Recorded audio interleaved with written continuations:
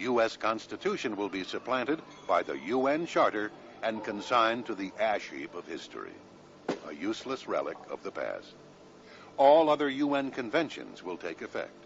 Appointed officials for state and local regions will be forced to comply with these international rules when representing their sectors.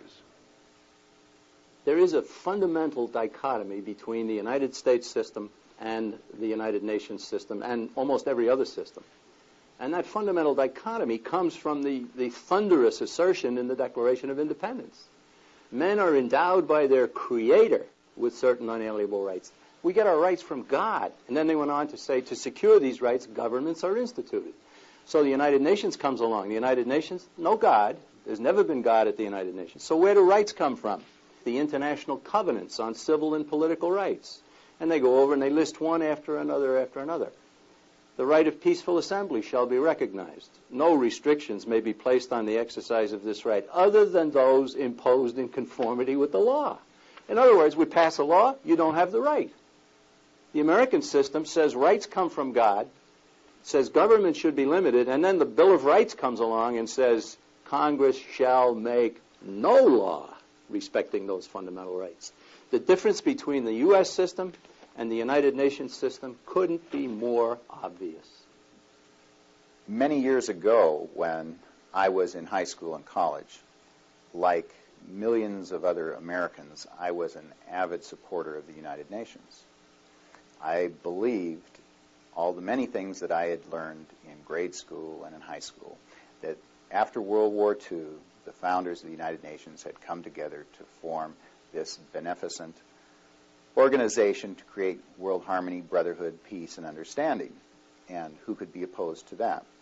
It wasn't until later in my college years that I began reading the actual United Nations documents and books which were critical of the United Nations. I began to see the real problem, and it became very apparent to me that we were headed under the United Nations toward a convergence of countries into a global tyranny.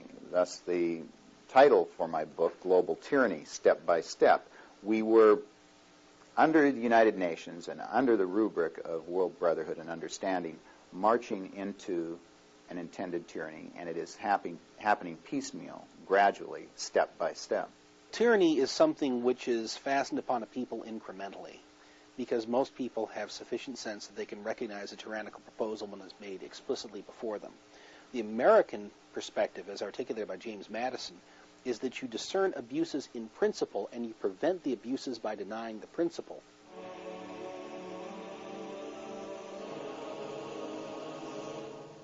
Following the pattern already established in China, only approved churches adhering strictly to government dictates regarding religion will be tolerated. All churches desiring to remain independent of government compliance will be disbanded, their houses of worship converted to other uses, or simply burned to the ground, and their pastors incarcerated. Churches submitting to government regulation will be forced to modify their beliefs to conform with the anti-Christian attitude of the almighty state. No exceptions will be allowed. The United Nations hostility to biblical concepts of faith has to do once again with the idea that biblical religions, and in this I would include as well the Islamic religion, while it is not biblical, it has similar perspectives on social responsibilities. All these monotheistic faiths posit something to which the state is accountable, something to which the state ultimately will have to give a reckoning for its abuse of authority. To the extent that there is any doctrine which posits a loyalty higher than that which people have to the state is going to be hostile. And something which proposes to create a global government, as the United Nations unambiguously does, is going to have pitched hostility towards any doctrine which challenges its sovereignty over any aspect of human life. The one world religion will decide what ethical values they wish to see brought into each country, into each religion. And there will be no choice, because the whole thing is control. The entire basis of the one world religion is humanism. And humanism, when you take it back to its roots, is strictly atheism, paganism, and eventually, if you trace it back even further, you are actually right into the occult. If United Nations has their way, there will be curtailment of our right to practice religion. They are not going to be believers in the right to practice our religions as we have seen fit throughout this country, and therefore those individuals who are interested in this subject certainly cannot be complacent about what the United Nations is doing.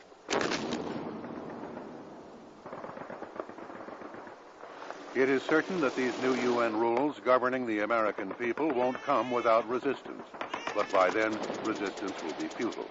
Citizens who attempt to defend whatever freedoms they have remaining will join the victims of the inevitable brutality and bloodbath carried out by a tyrannical UN dictatorship. For those still wondering if the United Nations would actually resort to such atrocities, consider for a moment the UN's lesser-known side. The United Nations organization was originally created by a small but powerful group of subversives as a future seat of a one-world government, camouflaged as the world's last hope for peace. And concealed by a barrage of self-generated propaganda, the UN has been responsible for some of the most controversial and violent acts of aggression in history.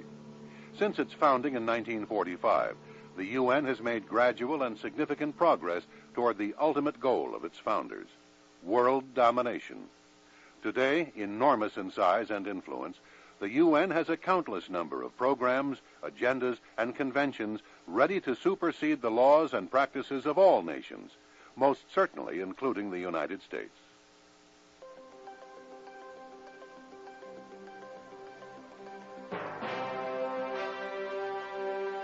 Fortunately, more and more Americans are beginning to see the wisdom of what the John Birch Society has been saying for well over 3.5 decades. Get us out of the UN. March 20th, 1997, Capitol Hill. Texas U.S. Representative Ron Paul introduces one of the most crucial bills regarding the future of freedom, the American Sovereignty Restoration Act. Its purpose, to provide for complete withdrawal of the United States from the United Nations. Well, I don't think we need the United Nations to be able to talk to other nations. The United Nations was established in 1945. We talked to a lot of nations before that. We have our embassies, we have our ambassadors, we can pick up a telephone these days and talk to whoever we want around the world. So I do not think that is a legitimate excuse. That is just an excuse to do the bad things that the United Nations does. Every year since we belonged to the United Nations, we have lost a little bit of our sovereignty. And we're moving in that direction where eventually we will not have the United States of America and will be nothing more than a pawn of the United Nations. It didn't take long for word to get out. Soon, Dr. Paul's office received messages from other representatives willing to co-sponsor the bill, and an avalanche of congratulatory letters from the American people thanking him for introducing this crucial bill covered his desk. June 4th, 1997, 54 representatives vote in favor of the Get Us Out measure.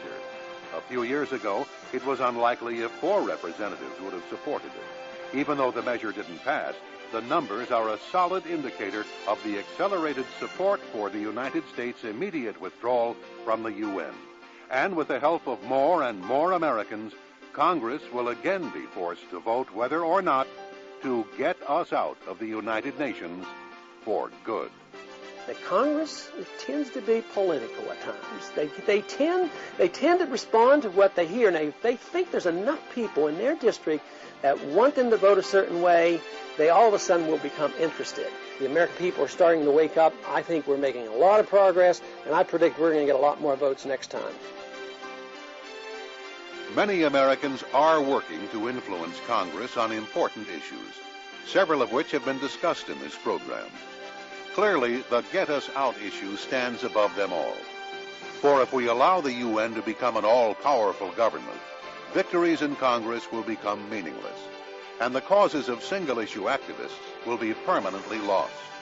But with your help, we can rescue our nation from the United Nations and preserve liberty for generations to come.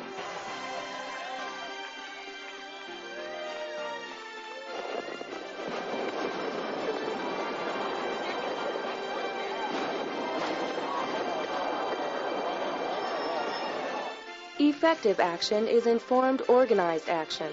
For more information on the UN threat and what you can do to help get us out, call 1-800-JBS-USA-1 today. Ask for the UN packet. Make no law respecting those fundamental rights. The difference between the U.S. system and the United Nations system couldn't be more obvious.